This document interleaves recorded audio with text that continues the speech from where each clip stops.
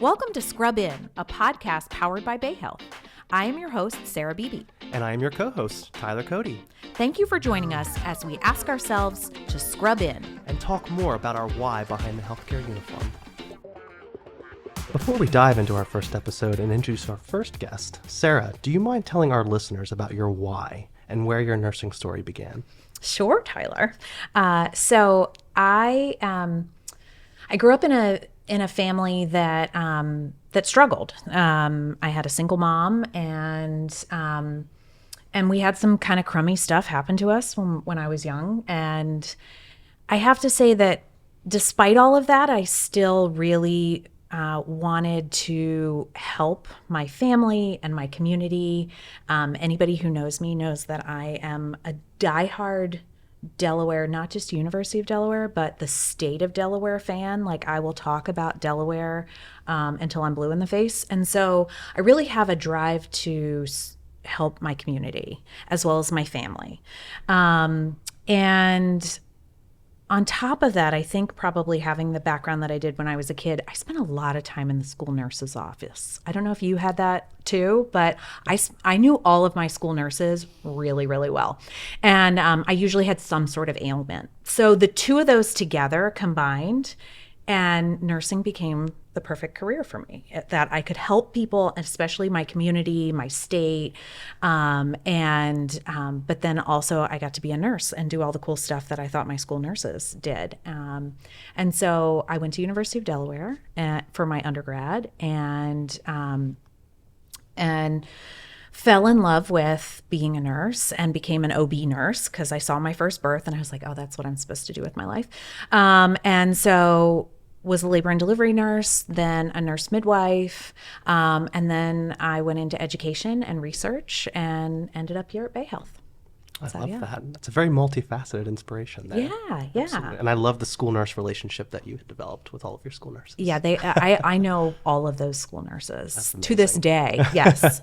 So what about you? Actually, I'm a third-generation nurse. So my grandmother was a Bayhealth nurse. My mom was a Bayhealth nurse for some time. And I truly was inspired by their dinner conversation.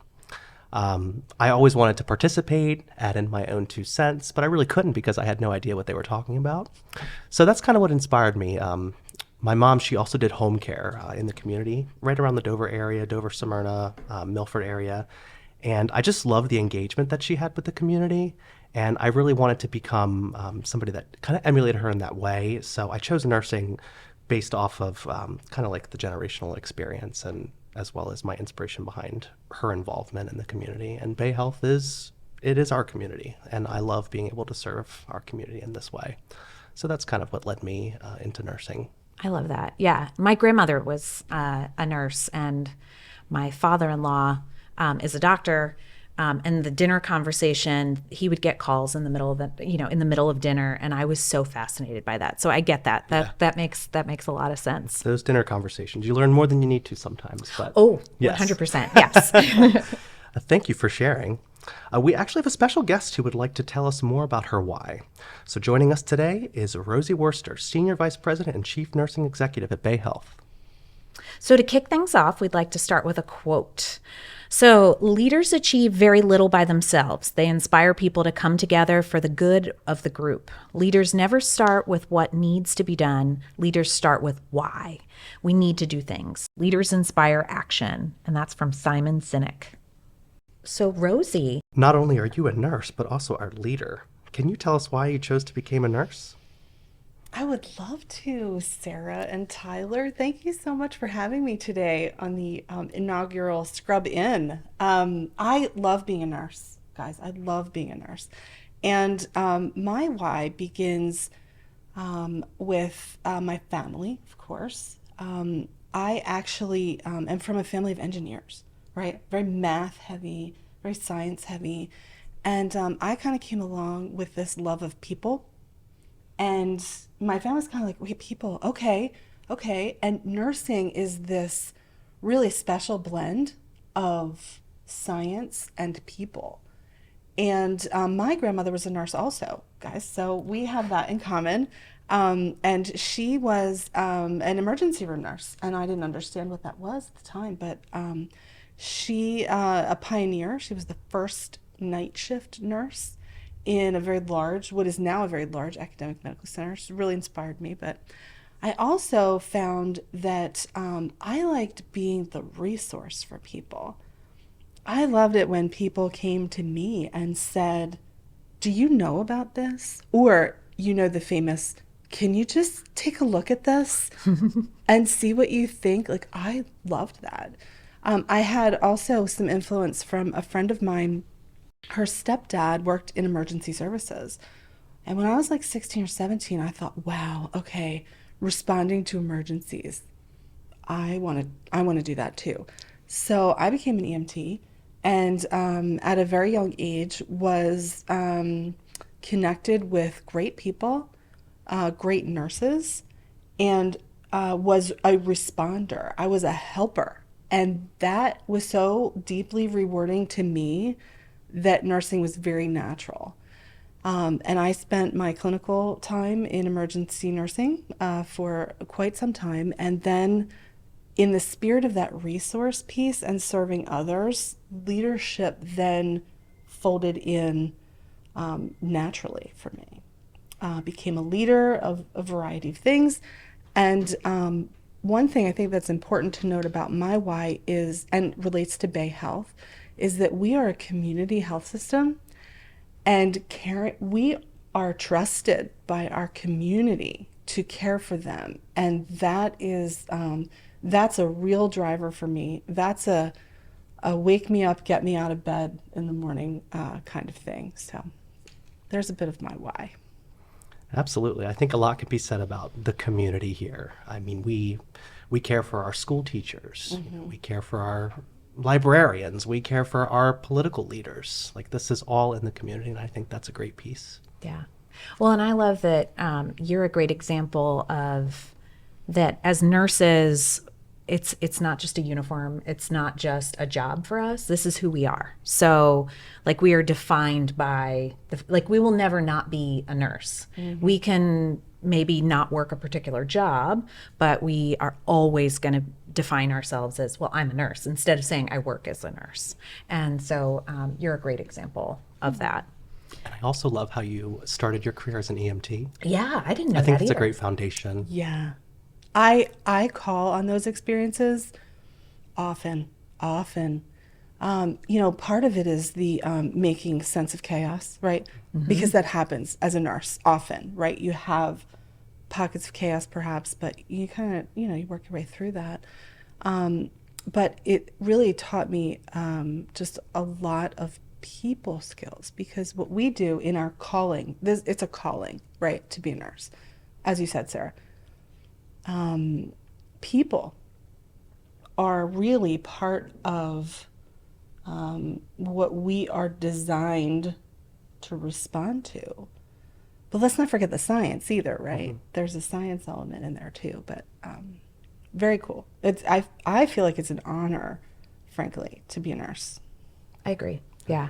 100% agree. And I think we talked about this a little bit before we were on air, but having particular jobs before becoming a nurse, I think really also defines you. Like, I worked we talked about being servers in restaurants. That's a big piece of this. But I worked as a tech in the ICU. I didn't end up going into the ICU, but getting that opportunity to have those time management skills and some of those, like, what felt like really big skills in nursing school, like to be able to put a Foley in or something like that.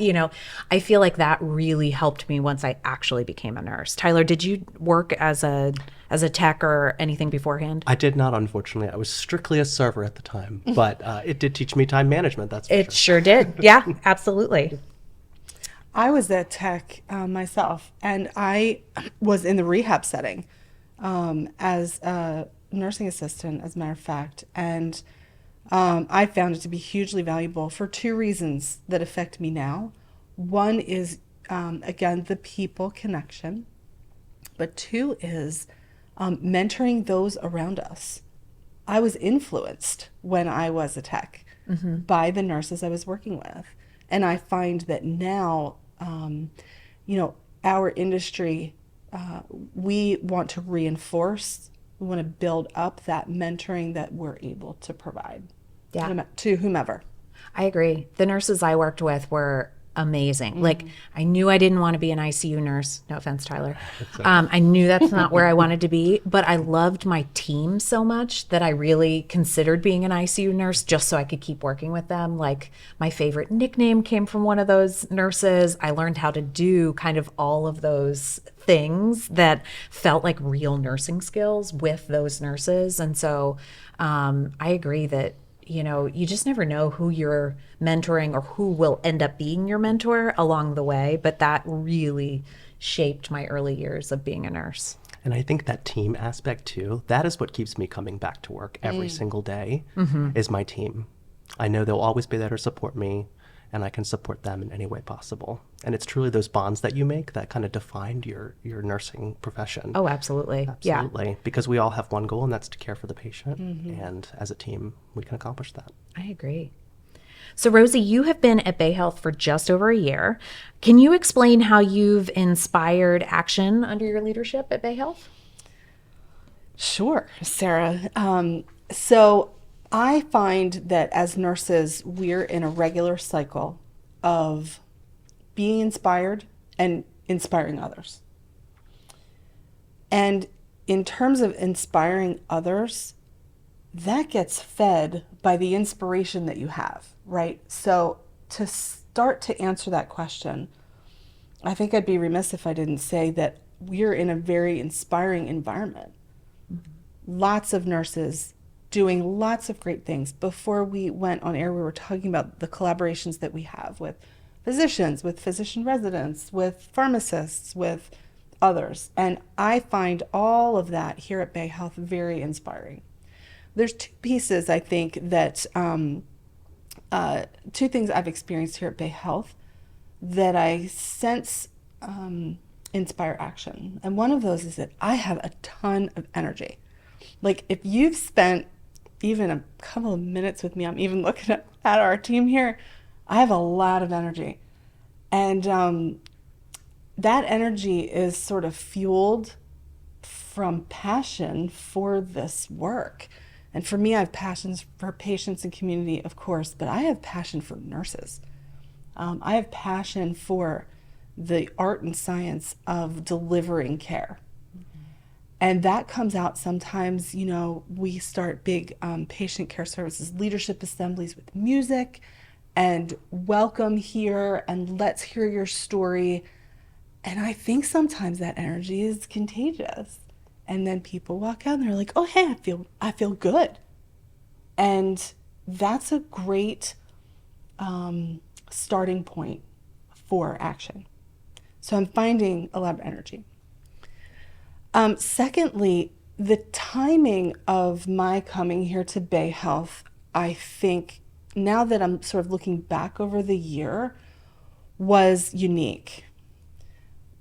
Last July, we're emerging from the frenzy of COVID pandemic. We had experienced a lot of turnover of our team members. We were really coming out of a time of suffering in healthcare. And I find, nurses, doctors, pharmacists, whomever, everyone had sort of their own individual experience around the pandemic, but also as a unified group having just been through something really, really hard. So as a leader coming into that, I think that having a new face with a lot of energy sort of opens some doors. I've had conversations with people about sort of, oh, well, we were thinking of that before the pandemic. Well, let's do it now. Does it still make sense? Is the evidence still out there? Has anything changed? And sort of opening doors. You may have heard me say this a couple of times. My job is to remove barriers, right, for the professional nurses that we work with, to secure resources, right? Get the resources for people to do things, get ideas in motion, whether it's research or performance improvement, and then get out of the way.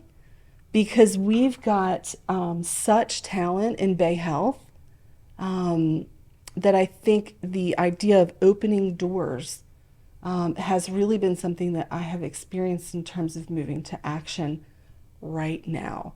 And timing, frankly, couldn't be better, right? We are an experienced magnet designated organization. We're going to be putting a document in for our third magnet designation next year. And what's happening is that this document is it's just the account, right? It's just the documentation of what has been fabulously happening all along. Sort of emerging post-pandemic in this last year that I've been here, I'm a visual person, pushing those doors open, pushing outside of the walls of the hospital, right? Care happens everywhere.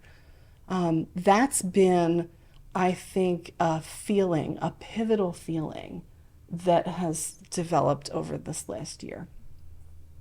That's awesome. Yeah, I agree that you really did come to Bayhealth kind of at this like pivotal moment that and I started not that long before you, and I didn't mention earlier, but I'm the program manager of our simulation center, and I actually work undergraduate medical education, which is physicians and resident physicians. And so it's funny, I'm a nurse, but I've gotten to be the fly on the wall in a number of nursing meetings, but I'm not actually part of nursing, or not part of a nursing department, I guess I should say.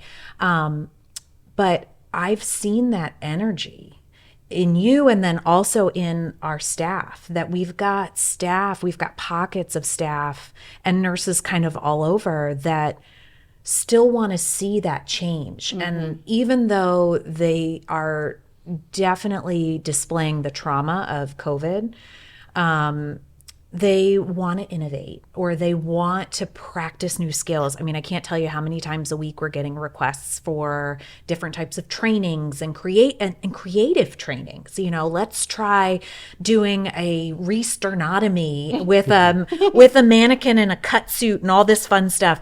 And that drive is still here. And and there's a new energy and a new drive that may not have been there in 2019.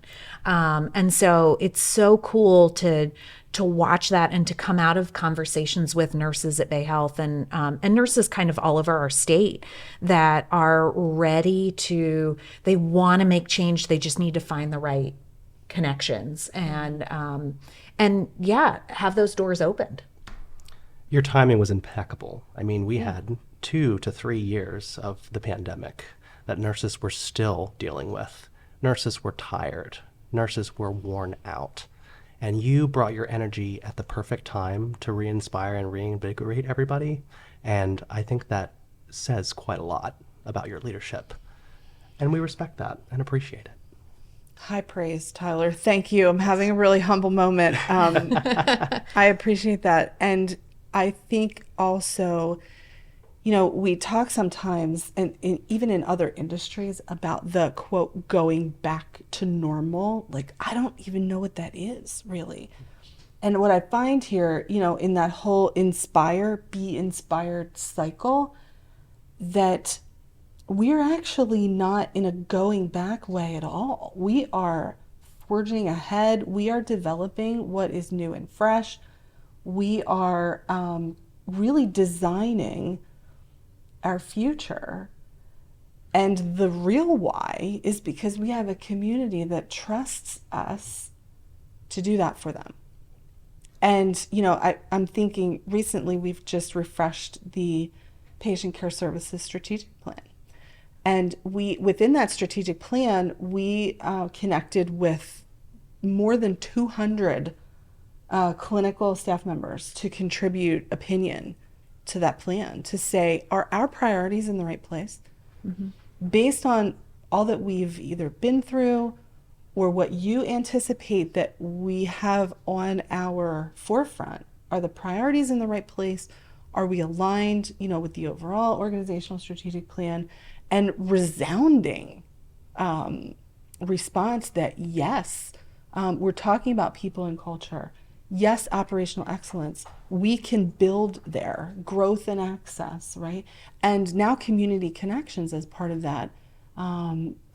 it's almost like watching, this whole masterpiece come together. And I might sound, I've already said I have a lot of energy. I am very excited about that, because that's real, and that's happening. Services are really evolving here, and I think that we have a lot as an organization to offer our community. And it really just does show our commitment in the utmost. I agree.